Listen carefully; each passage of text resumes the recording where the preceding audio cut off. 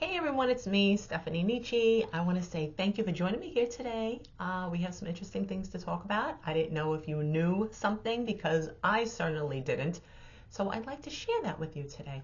And today also, I hope I don't have a lot of glare, but I am using something different. I am using a new camera that I have attached to my laptop. It's from Logitech, and let's see how it goes. Okay.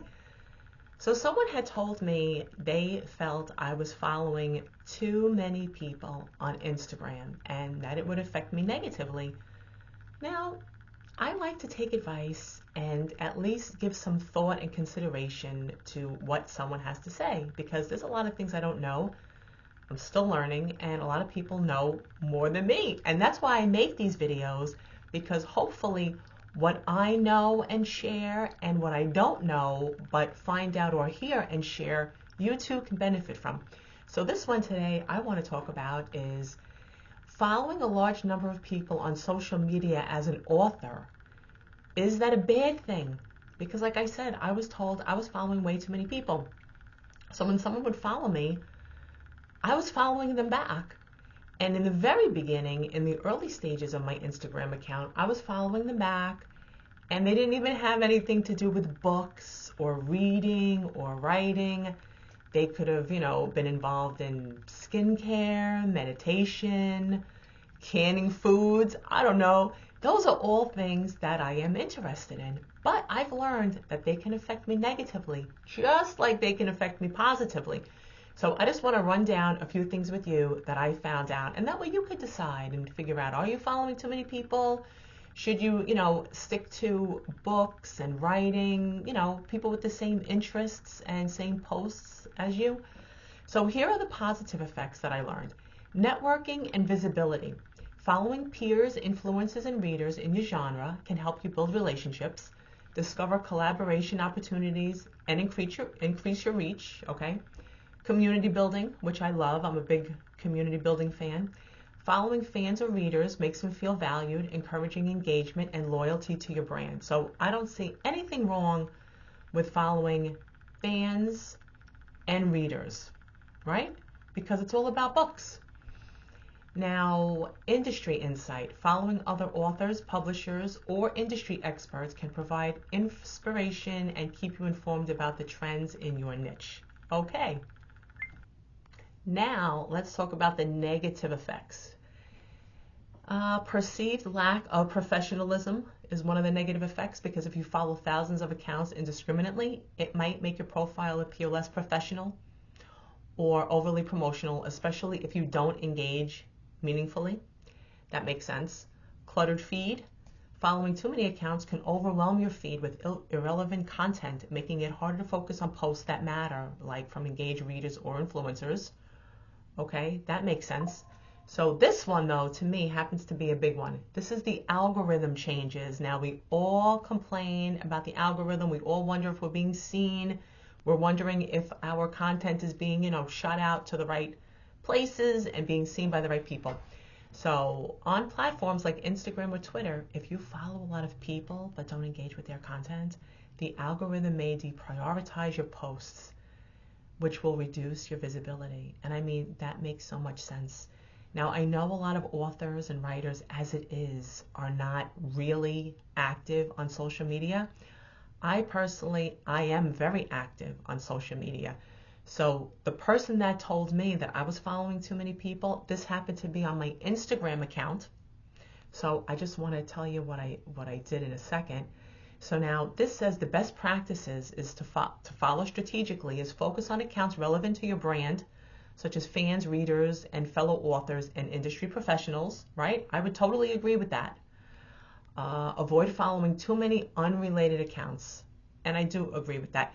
That's like if you're sitting at a table with maybe 6 or 7 people, and 3 of the people, want to talk about books and writing and literature, maybe even movies, because it's all related in a sense. But the other people want to talk about canning goods and food and preservatives and stuff like that, and the other people aren't interested, it's going to make for a boring time. So let's make social media as interesting as we possibly can. Okay, So the next one says engage meaningfully, and that means interact with the people you follow to build relationships, because engagement is key, right? We all know that. Engagement is key to strengthening your online presence. And this is what we need to do as authors, strengthen our online presence, because this is how we spread the word about our books and that we've even written a book.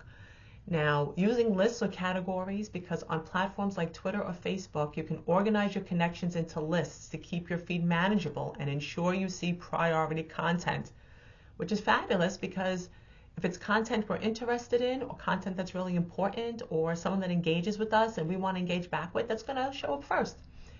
Maintain balance. Balanced followers to following ratio adds to your credibility.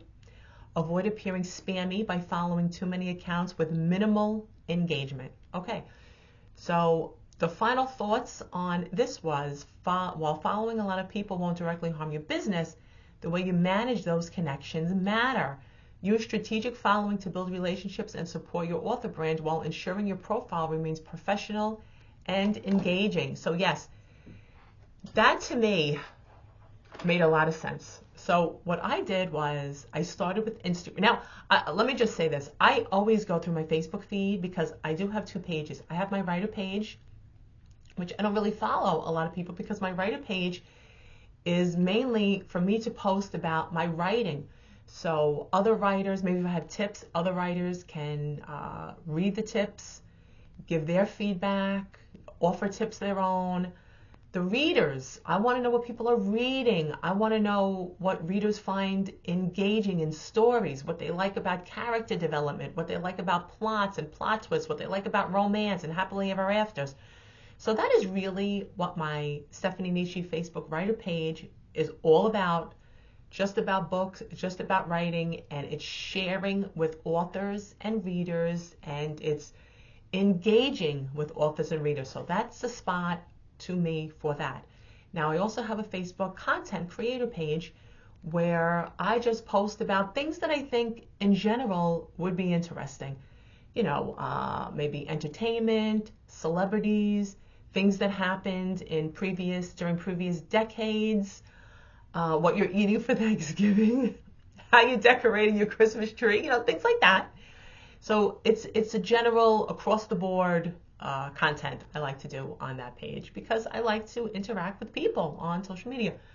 So what I do with Facebook is, because there's only a limited amount of friends I can have, really what I do, it should be followers, but it's a limited amount of friends that I could have. So I have in the past gone through my Facebook list, and if someone that I do not know personally is active, does not have a profile picture, gone, because chances are they are not a real account, okay? So they're gone. A lot of old accounts, some people have deactivated their accounts, and I'm somehow still friends with them. So that doesn't make any sense, right? Because that's taking up space for a valuable friendship that I can make with someone else, and we can, you know, engage and bounce ideas off of each other and stuff like that. So those are the feeds, those are the profiles and friends that I tend to unfriend, because they're not even there anyway. They're inactive, or they don't have a profile picture, or the account is bogus. If you click on someone's profile picture or profile and you read their feed, you can see more or less that sometimes the gender, they say, well, I know that really doesn't matter nowadays, but sometimes it'll say their name is Bob and it'll say their gender is a female, or vice versa. I just feel that's not transparent, so that bothers me as well.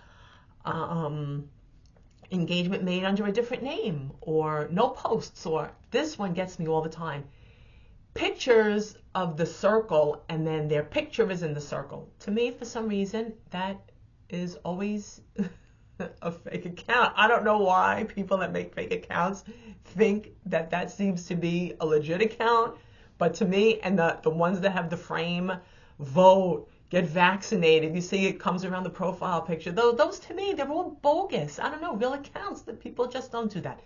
So that's Facebook, how I, go through my Facebook list. Now, as far as my Instagram list, which is where I, needed the most work, I went to the followers. I went to people that are following me, followers, and I went through the list one by one because as far as I know, there's no other way you could do it. So it's time consuming. And before I learned that I could go by earliest accounts, which happens to be the best way to do it, because if you've been on Instagram for 5 years, you really want to go back to the earliest accounts because chances are a lot of those accounts have been not kept up with. People have unfollowed you if they've ever followed you to begin with. And their content maybe isn't relevant to what you want to see anymore. You don't want to see it, and they haven't engaged with you in quite a long time. So I went through the list, and I did find that some people haven't posted for a year or more than 1 year. I mean, you know, if someone hasn't posted for 1 year and they're taking up space, you're friends with them, you're following them, why are you doing that? That's just messing you up, according to what I read.